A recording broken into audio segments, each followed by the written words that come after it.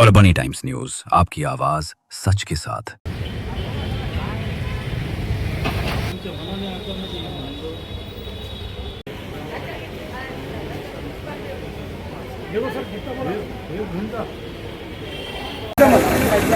Parbhani times में आप सभी का स्वागत। मैं इस्माइल मजीद शेख।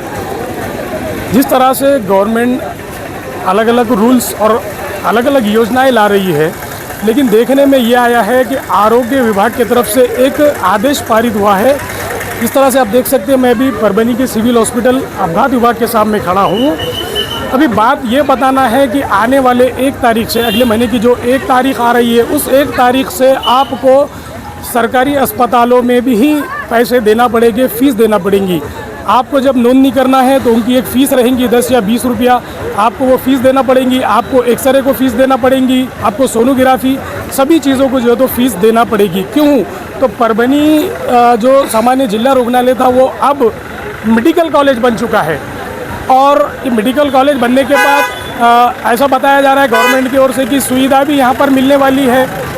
मगर बात ये है, सबसे अहम मुद्दा आपको ये बताता चलूँ कि यानी कि अगर आपको नॉर्मल कुछ वायरल होता है, कुछ दिक्कत आती है, तो वैसा अगर आप जब वहाँ पर जाते हो तो वहाँ पर आपको नहीं देखा जाएगा।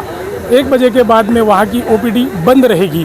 तो इसी पे बात करने के लिए हमारे साथ में परभणी के बहुत सारे सामाजिक कार्यकर्ता हैं। जिस तरह से आशीष भैया है जो परभणी के नामचीन व्यक्ति है, उसके बाद अब्दुल्ला राज है, और एक हमारे साथ नगर सेवक है।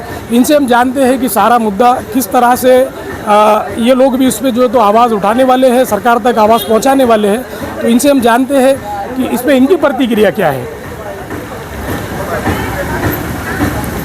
गवर्नमेंट मेडिकल कॉलेज जो परभणी का बना है, वहाँ पे फ़ीस भी ली जाने वाली है, और ख़ास मुद्दा ये है कि 1 बजे के बाद में यहाँ पर ओपीडी के पेशेंट नहीं देखने वाले हैं। परभणी का ये जो सामान्य रुग्णालय है, ये गवर्नमेंट का रुग्णालय में जो लोग आते हैं इसलिए आते हैं क्योंकि यहाँ पे जो लोग हैं, मजबूर लोग हैं, जिनके पास पैसे नहीं है, गरीब लोग हैं, जो हालात से मजबूर है, ऐसे लोग यहाँ पे आते हैं इलाज के लिए। मगर अब जो रूल निकाला है सरकार ने कि 1 तारीख के बाद से फीस लगेगी, फीस तो लगने दो, जान दो, मगर 1 बजे के बाद दोपहर को ओपीडी बंद रहेंगी। ये कौन सा निर्णय इन्होंने लाया है ये मालूम नहीं, क्योंकि लोगों का जो दुखना है वो 1 बजे के पहले होता है क्या? कभी भी हो सकता है। परभणी के ज़िले से गांव से लोग यहाँ पे आते हैं इलाज करने के लिए, और 1 बजे के बाद अगर ये ओपीडी बंद करते हैं तो ये बहुत ही गलत बात है, क्योंकि कौन सा भी जो रुग्ण होता है उसकी तबीयत जब ख़राब होगी वो यहाँ पे आएगा। और ये परभणी का जो रुग्णालय है, यहाँ पे जो लेडीज़ का वार्ड है जहाँ डिलीवरी होती है, वहाँ पे भी बहुत सारे गलत काम होते हैं।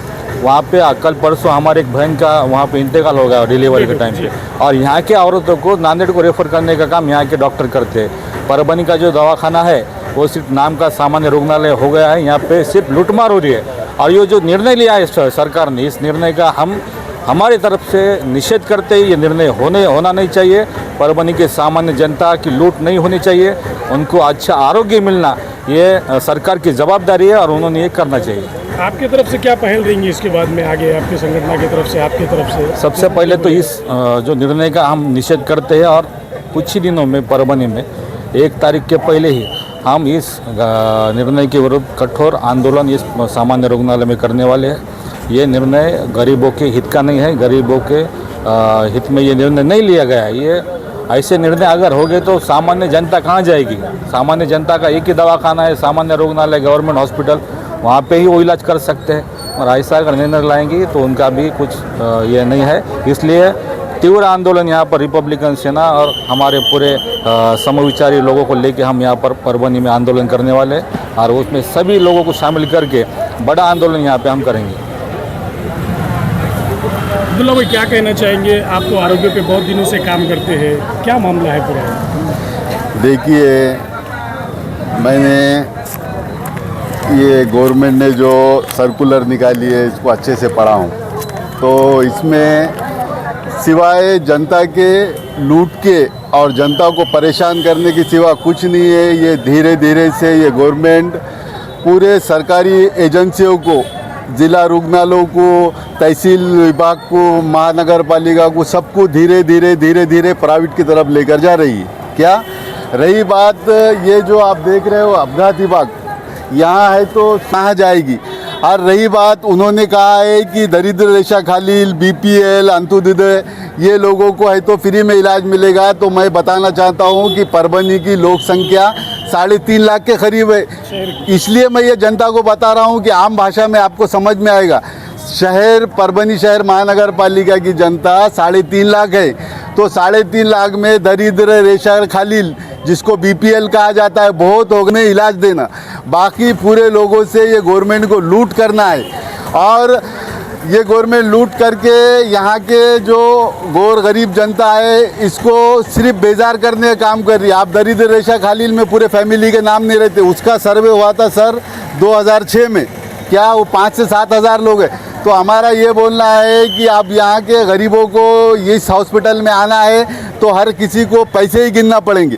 धीरे धीरे से आज इन्होंने थोड़ी अहम मुद्दा बताता चलूँ कि जिस तरह से 1 बजे के बाद में यहाँ की ओपीडी बंद रहने वाली है, तो अब जिसको अगर यहाँ पर आके बताना है तो ओपीडी बंद रहने के बाद वो प्राइवेट में जाएगा। उसको तकरीबन प्राइवेट की फ़ीस तो अगर देखा जाए तो 300, 400, 500 रुपये, और 500 रुपये की जो तो मेडिकल, जैसे 1000 रुपये में गरीब आदमी एक 500 रुपये कमाने वाला आदमी 1000 रुपये डाल सकता है क्या बाहर? देखिए, आप जो कह रहे हैं कि यहाँ की ओपीडी बंद रहने के बाद वो बाहर जाएगा तो 500 का 1000 का खेल ही नहीं है। पूरे परभनी ज़िले में हम जैसे लोग काम करते, ये है तो हॉस्पिटल नहीं है, ये डॉक्टरों की दुकान है। दुकान यहाँ तकरीबन एडमिट करते समय 5000 रुपये का आपको इतना बड़ा मेडिकल दे दिया जाता है। क्या दे दिया जाता है? तो पूरे लोग दुकान चला रहे हैं, सबको सिर्फ जनता की लूट करना है, दूसरा कुछ नहीं करना है। मैं तो इतना परेशान हूँ कि रात में हम लोग यहाँ है तो सरकारी हॉस्पिटल में काम करते हैं। अब जो अपघात के पेशेंट आएंगे तो उनका क्या करेंगे, दिमाग काम नहीं कर रहा है। क्योंकि ऐसे पेशेंट आते हैं हमारे पास कि ग्रामीण से पेशेंट आते हैं तो उनके पास खाने के लिए टिफ़िन नहीं रहता। हम उनको पूछते हैं कि भाई आपके पास टिफ़िन है क्या? तो ऐसे लोग कहाँ जाएंगे, हमको तकलीफ हो रही है। तो आने वाले समय में मैं परभनी ज़िले की और परभनी शहर के पूरे जनता से कहता हूं कि एक बहुत बड़ा आंदोलन करेंगे। आप है तो उसमें आंदोलन में सहभागी लीजिए, हम ये कानून को बदलने का काम करेंगे। जय हिंद, जय महाराष्ट्र। कोई अचंभे की बात नहीं, कोई नहीं। अब अपने महाराष्ट्र में देवा भाव की सरकार है, सब लोग एक इंसान को देवा भाव बोल रहे हैं। वो देवा भाव ने अपने पे जो आफत डालने की वो आफत डालने वाला है गौर गरीबों पे। अब सरकारी दवाखाना जो है, ये सरकारी दवाखाना कोई उच्च समाज के लोग यहाँ आने वाले नहीं, यहाँ पे वापस कर देते। ऐसे कई किस्से हैं, कई ऐसे किस्से हैं कि जिसको उन्होंने बोल देते कायदे में ये नहीं है, वापस चल जाओ, ये बंद है, वापस चल जाओ। परभनी हॉस्पिटल का ये आलम है, यहाँ मेडिकल कॉलेज मिले हुआ है, प्राइवेट वालों को मेडिकल कॉलेज मिले हुआ है। यहाँ पे तुम्हारे को अगर पेट में दुखा या आंख दुखा तो आपके पास वेवरान और कॉम्बीफ्लाम गोली अवेलेबल नहीं।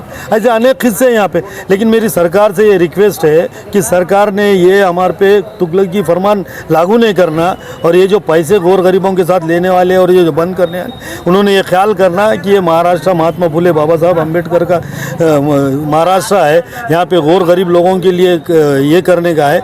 सरकार ने इसके ऊपर और एक बार विचार करना है। और मैं ख़ास तौर पे हमारे मेघनाथ बोर्डीकर पालक मंत्री हमाकू लाभे, ज़िले के लाभे, उनसे भी विनंती करता हूँ। और हमारे अजीज़ व अकारीब वरपुड़कर साहब भी अभी बीजेपी में गए, सत्ता वाले पार्टी में गए। मैं वरपुड़कर साहब से भी रिक्वेस्ट करता हूँ, पालक मंत्री साहब से रिक्वेस्ट करता हूँ, आमदार खासदार साहब से रिक्वेस्ट करता हूँ। और यहाँ जितने जो लोग सामाजिक सेवा के काम करते हैं, जैसे आशीष भाव आ गए, रवि भाव आ गए, हमारे राज भैया है, अलसवाग, ये जितने लोग यहाँ खिदमत खल्क करते